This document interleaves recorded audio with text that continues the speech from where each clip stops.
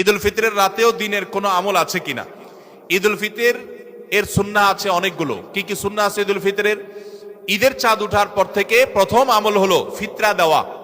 পরিবারের সবার তরফ থেকে গরিব অভাবী লোকদের কাছে, আপনার পরিবারে 5 জন হলে 5 জনের পক্ষ থেকে ফিতরা আপনি খাবার পৌঁছে দিবেন গরিবের বাসায়। এটা হলো প্রথম আমল। দ্বিতীয় হলো ঈদের চাঁদ দেখা গেছে, তাকবীর শুরু করবেন, আল্লাহু আকবার, আল্লাহু আকবার, লা ইলাহা ইল্লাল্লাহু, আল্লাহু আকবার, আল্লাহু আকবার ওয়ালিল্লাহিল হামদ।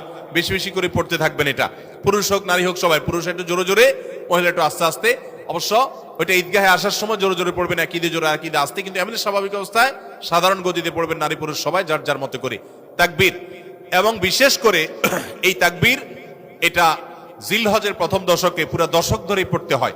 যাই হোক, এই ঈদের চাঁদ উঠার পর থেকে ঈদের নামাজ পড়তে তাকবীর আমরা শেষ করে পড়তে থাকবো। তৃতীয়ত হলো মেসওয়াক করবেন। 4 নম্বর হলো গোসল করবেন ঈদের দিন উপলক্ষে। 5 নম্বর হলো সুন্দর পোশাক পরবেন, যা আছে এর মধ্যে সুন্দর, নতুন হওয়া জরুরি না। 6 নম্বর হলো সুগন্ধি ব্যবহার করবেন। 7 নম্বর হলো আপনার খেজুর খেয়ে তারপরে ঈদগাহে আসবেন। খেজুর খেয়ে মিষ্টি মুখ করে ঈদ উল ফিতর ঈদগাহে আসবেন। এরপরে সুন্নাত হলো যে রাস্তায় ঈদগাহে যাবেন আরেক রাস্তায় ঈদগাহ থেকে ফেরত যাবেন। এগুলো হলো ঈদের সুন্নাহ।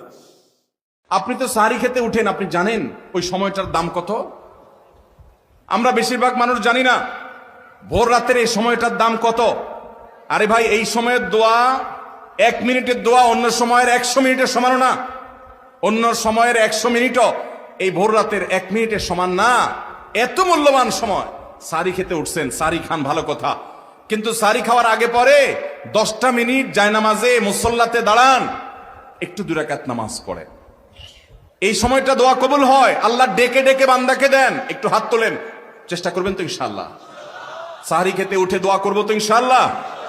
আপনার বাসার এক কোনায় চলে যাবেন, একটু আলো আধারিতে চলে যাবেন, সেখানে গিয়ে বসে আল্লাহর কাছে একটু কথা বলবেন।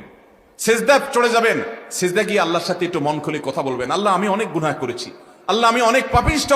শুনেছি আপনার রাসূল জানিয়েছেন যে এই মাসে নাকি আপনি অনেক পাপিষ্ঠকে মাফ করে দিবেন।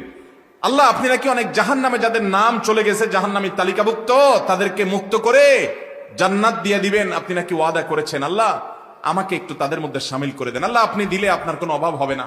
আল্লাহর সাথে একটু কথা বলা, মুনাজাত করা ভোর রাতে করার চেষ্টা করবো তো ইনশাআল্লাহ? ঘরের এক কোনায় চলে যাবেন, সাহারিটা আগে আগে খেয়ে শেষ করবেন, আজানের এখনো 15 মিনিট বাকি। চলে যান এক কোনায়, ওযু করে দাঁড়ায় যান 2 রাকাত নামাজে, চলে যান সিজদায়, একটু দোয়া করেন। নিরিবিলি জায়গা যদি বাসায় না থাকে, ছাদে চলে যান, মসজিদে আগে চলে যান, এক কোনায় চলে যান। এই সময়ের 10টা মিনিট অন্য সময়ের ঘন্টাকে ঘন্টার চাইতে মূল্যবান। চেষ্টা করবো তো ইনশাআল্লাহ? ভাইরা আমার, সিয়াম আমাদেরকে